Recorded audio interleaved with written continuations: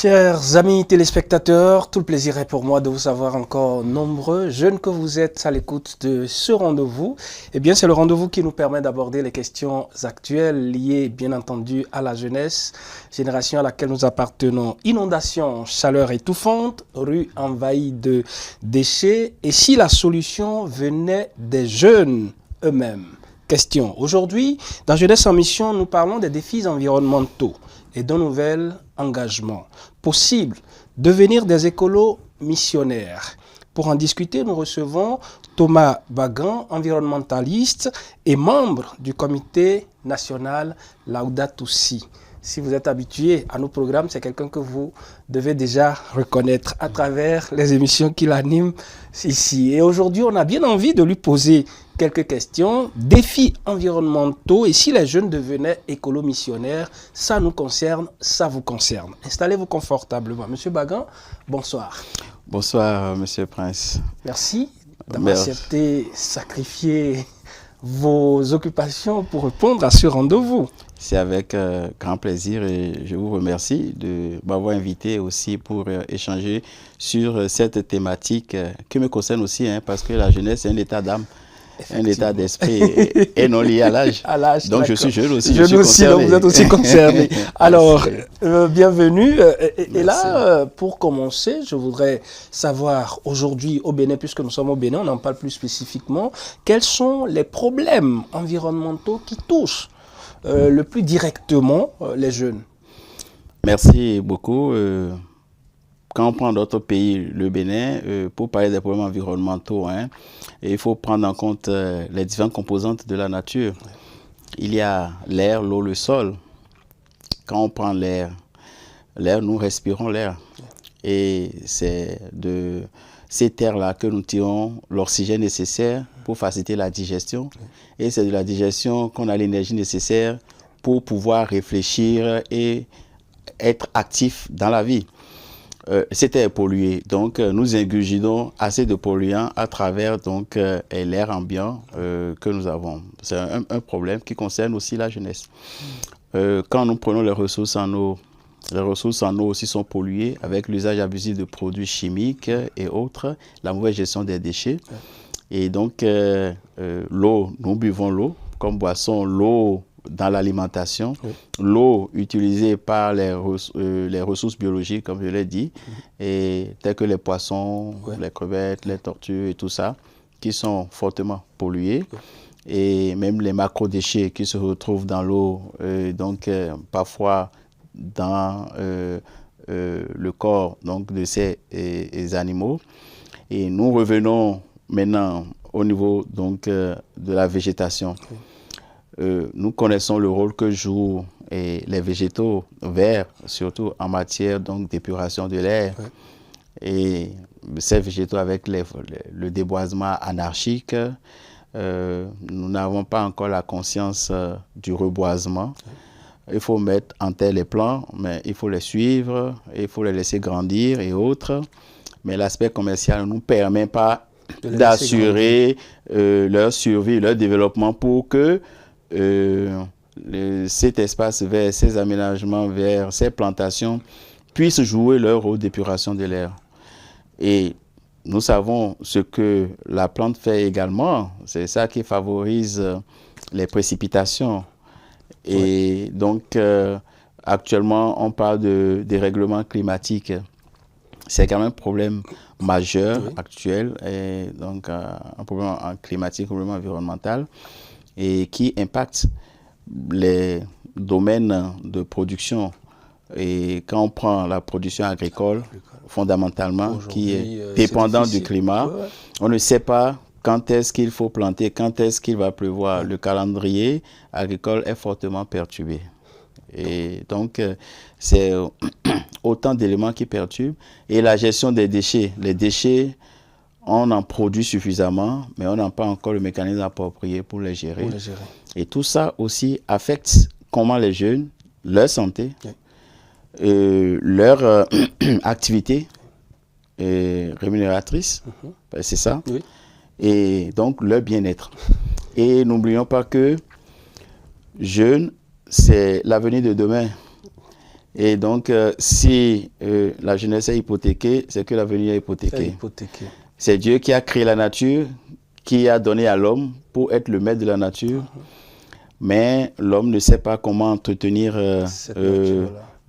cette nature-là, cette création-là, ce joyau mis en place pour son bien-être.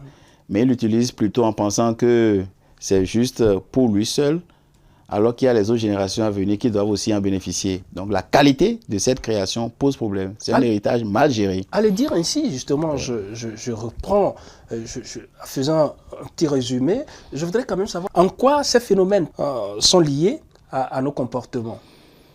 Oui, bon, ces phénomènes sont liés à nos comportements pour aller terre à terre, pour qu'on puisse savoir. Je suis dans ma maison, n'est-ce pas? Oui. Je me lève, combien de fois je balaye ma chambre? Là où je dors même. Oui, là où je dors? Là où je dors, où je renouvelle mon énergie, ma chambre à coucher. L'air ambiant est pollué. Déjà à l'intérieur. L'air, l'atmosphère est polluée, les particules, les fines particules circulent. Donc, c'est normal que j'ouvre mes fenêtres pour faciliter les échanges gazeux entre l'intérieur et l'extérieur. N'est-ce pas? Même si je n'ouvre pas mes fenêtres. Il ne faut pas oublier aussi que tout ce qu'on a à l'intérieur respire. Hein. Même les objets aussi, il y a des échanges gazeux. Vous voulez parler de la télé, tout ce qu'on a à l'intérieur aussi. Oui. Et donc, il n'y a pas ce milieu que nous allons prendre, laisser enfermer et ne pas constater après un temps qu'il y ait assez de poussière, qu'il y ait assez de micro-organismes et autres. D'accord? Donc, il faut un entretien périodique de ma chambre. Je ne fais pas. Je facilite, n'est-ce pas, l'accumulation de ces particules. Et ces particules, avec l'humidité, et ça crée de mucus, ça crée de la matière organique, ça permet le développement des micro-organismes, d'autres organismes plus grands, ainsi de suite. On commence par avoir des acariens, et puis après, c'est les cafards, après tout un ensemble de choses et autres. C'est ça. Donc, mon comportement qui consiste à pouvoir nettoyer ce qu'il faut nettoyer, entretenir ce qu'il faut entretenir, mettre les déchets là où il faut les mettre. Est déjà au plus bas niveau un élément qui contribue à la dégradation de mon milieu.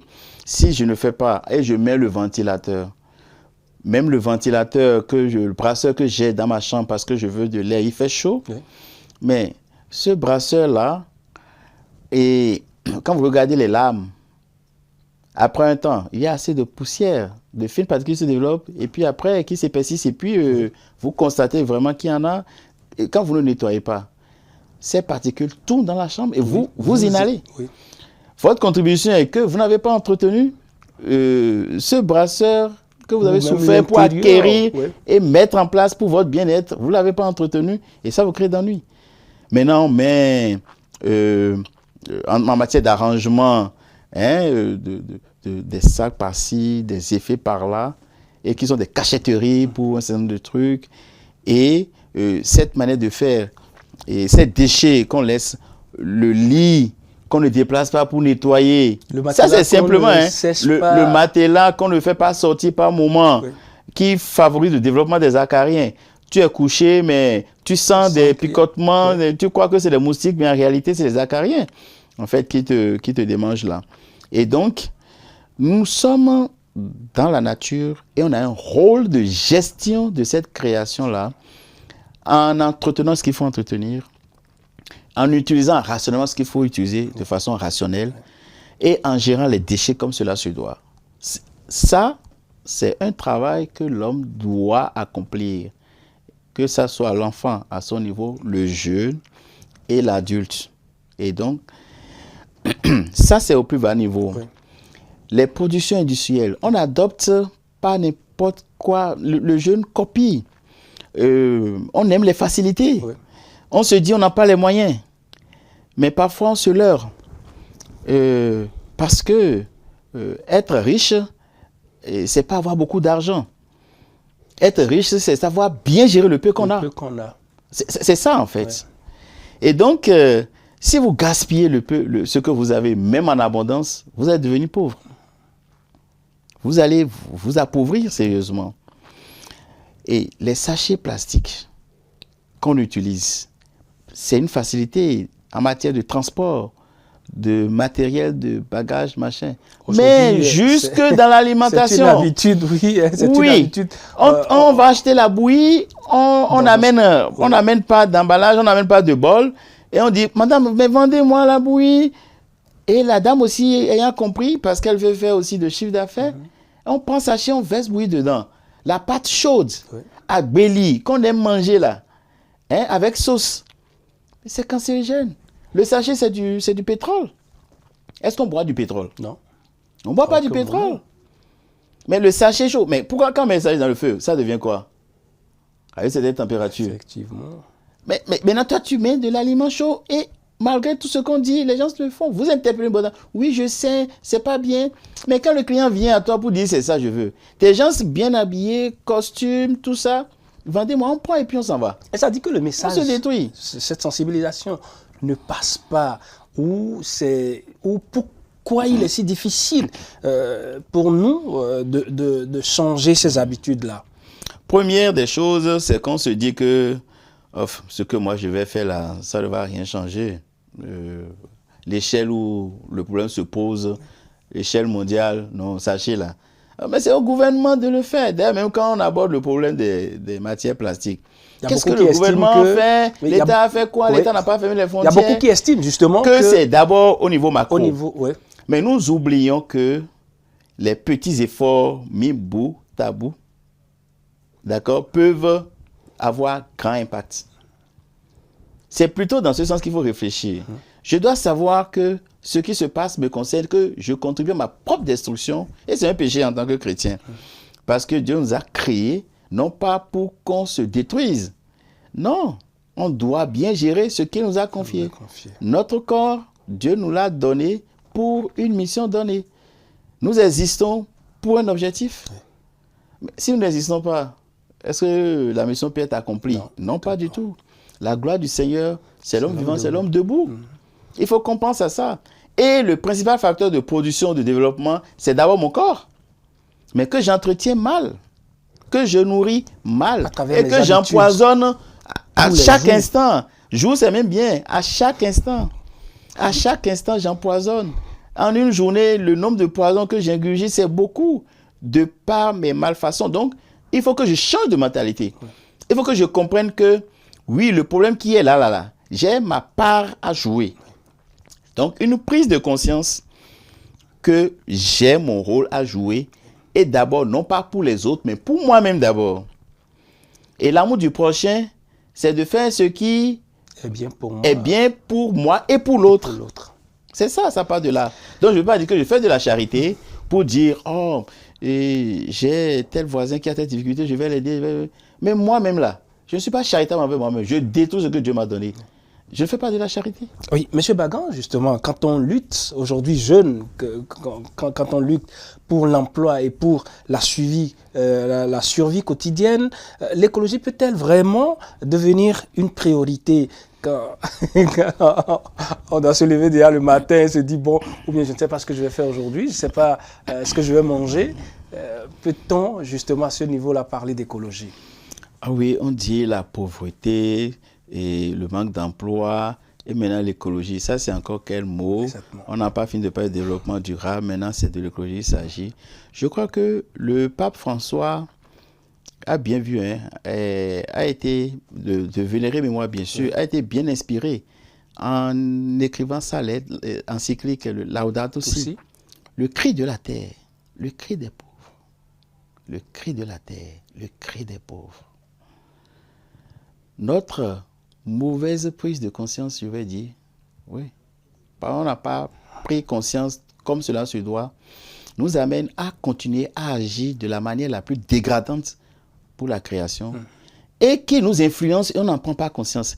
C'est quand on subit le mal et que ça atteint un niveau donné qu'on commence à comprendre que, c'est ceci, ainsi de suite. Je dis, je n'ai pas d'emploi. Je cours après mon emploi. Mais je ne prends pas conscience que tout geste que je pose doit être en équilibre avec mon milieu de vie. Ça pose un problème. Ça me pose un problème. Pourquoi je cherche un emploi? D'abord, c'est là la question. Pourquoi je me forme? Pourquoi le jeune doit se former? Pourquoi? Pourquoi il doit travailler? Il y a deux raisons. Contribuer au développement. Assurer ses besoins. Et assurer ses besoins fondamentaux. Se nourrir, se loger, se vêtir. C'est pas ça? On a vu les 5 besoins. Se soigner. Alors, donc, je vais travailler pour apporter ma pierre à la construction de l'édifice en tant qu'être humain, en tant que citoyen, et également pour assurer mes 5 besoins fondamentaux qui contribuent au final à quoi? À mon bien-être. À votre bien-être. L'écologie dit, ton bien-être là se trouve dans l'équilibre entre toi et ton milieu de vie. Quand tu détruis ton milieu de vie, l'apport de ce milieu-là pour ton bien-être n'est plus assuré. Non. Quand tu ne gères pas bien les déchets, vous balayez, vous laissez à l'air libre. Le vent ramasse et éparpille les particules. Ouais. L'air là, dans ta maison là, c'est pas question des industriels, non. Déjà chez toi là, c'est comment? Tu gères mal et les eaux usées. On rentre chez toi là, c'est une odeur nauséabonde. On ne peut même pas respirer. Mais c'est le voisin, c'est pas le voisin, c'est toi d'abord. D'accord? Oui. Il n'y a même pas d'espace vert. Tu ne sais pas que même le gazon, les petites plantes ornementales, ce qu'on appelle fleurs, ouais, qu'on met en place, tout ça là, contribue à assainir l'air ambiant de mon milieu pour que je puisse avoir l'oxygène sain qui doit contribuer à mon développement. Ça pose un problème. Se nourrir là, on se nourrit d'un aliment sain. Tu te nourris d'un aliment empoisonné. Moi je dis empoisonné parce que quand on dit poison là, c'est pas quand on veut te tuer et puis on met, c'est pas ça. Le poison là, mais c'est que le polluant ou la substance se trouve anormalement à une teneur élevée. Et c'est ça qui crée le danger. Ça crée... Alors, dites-nous, M. Magan, 26 minutes, ça passe très vite. C'est sûr qu'on aura d'autres occasions pour revenir plus amplement en détail. Alors, quand on parle d'être écolo-missionnaire dans nos villes, nos marchés, nos écoles et nos églises, qu'est-ce qu'on peut justement y comprendre? Parce que c'est ce qui concerne plus les jeunes aujourd'hui. Oui, écolo-missionnaire. Souvent on dit missionnaire pour le cadre ecclésial. Oui. Et sinon... nous devons être des éco-citoyens. Des ambassadeurs, en fait, de la protection de l'environnement. Donc, des éco-citoyens. Ce n'est pas pour rien que l'article 27 de la Constitution, notre Constitution, nous dit que tout citoyen a droit à un environnement sain et a le devoir de le défendre. L'environnement, c'est un patrimoine commun. Donc, on doit le sauvegarder pour notre bien-être. Et donc... tout citoyen doit œuvrer à la sauvegarde de son cadre de vie. Et si on en vient en termes d'éco-missionnaire, le missionnaire, c'est celui qui a une mission à accomplir. Un éco-missionnaire, alors, dans sa mission, il doit veiller à ce que les aspects écologiques soient pris en compte. C'est ça un éco-missionnaire. Et en la matière, il faudrait qu'il puisse maîtriser les éco-gestes pour pouvoir, au cours de sa mission, non seulement sensibiliser, enseigner, former les gens là-dessus, mais soi-même l'appliquer. Parce que ce n'est pas pour les autres, mais c'est d'abord pour soi et pour les autres. Donc, un éco-missionnaire, c'est celui qui est missionné pour un objectif donné et qui intègre les aspects qui contribuent à la sauvegarde du cadre de vie. Alors aujourd'hui, au niveau de nos églises, c'est vrai, au niveau de l'archidiocèse de Cotonou plus spécifiquement, je me rappelle qu'il y a de cela un an, quelques mois de plus, à l'OCOSA, c'était un colloque pour réfléchir sur le projet Église verte qui constitue quand même un des projets phares de l'archidiocèse de Cotonou. Au niveau de nos églises, si j'en viens à ce niveau, quel doit être le rôle des responsables de groupe, des jeunes catholiques que nous sommes? Les responsables de groupe, d'abord, Le rôle de ces responsables-là, c'est d'être suffisamment informés de la problématique et de pouvoir, dans leur programme d'activité, prévoir des enseignements sur cette thématique liée à la sauvegarde de la création. D'ailleurs, le pape Léon XIV a consacré l'année à Saint François d'Assise. Oui. C'est bien ça, non? Oui. Voilà, Saint François d'Assise, un adorateur de la création. Vous le savez bien. Il faut que les différents responsables de groupe puissent savoir que la meilleure prière qui plaît à Dieu, ce n'est pas la prière sacrificielle. Ce n'est pas la prière sacrificielle. La meilleure prière, c'est la prière d'obéissance. Oui. Donc, il faut que dans nos groupes, on sensibilise les membres des groupes, des différents groupes sur les différentes paroisses, à savoir que ce que Dieu veut de nous, c'est l'obéissance. La première des choses, quand il nous a créé, notre première mission, il nous a confié la nature. Pour dire d'en prendre soin et de jouir de ça. Donc, nous devons être obéissants à cette mission en veillant à sauvegarder la création. Donc, c'est une mission première. Les autres viennent par la suite. Et c'est comme on est dans une même maison. On n'entretient pas la maison. Tout se dégrade. Et on pense qu'on vit bien dans la maison. Et on pense qu'on veut léguer un bon héritage à ceux qui vont venir après. Et nous disons que notre papa, vraiment, nous l'aimons beaucoup. Et vraiment, il est ci, il est ça, on fait ci. Qu'on est obéissant, qu'on fait. Alors que ce qu'il nous a donné pour notre bien-être, on détruit. C'est ce qui se passe en fait. L'homme dans son milieu de vie. Il faut qu'on puisse prendre conscience que, vous imaginez, les groupes se réunissent dans des salles. Les groupes se réunissent. Les associations et groupes sur nos paroisses. Des associations se réunissent. Certains font l'effort d'entretenir.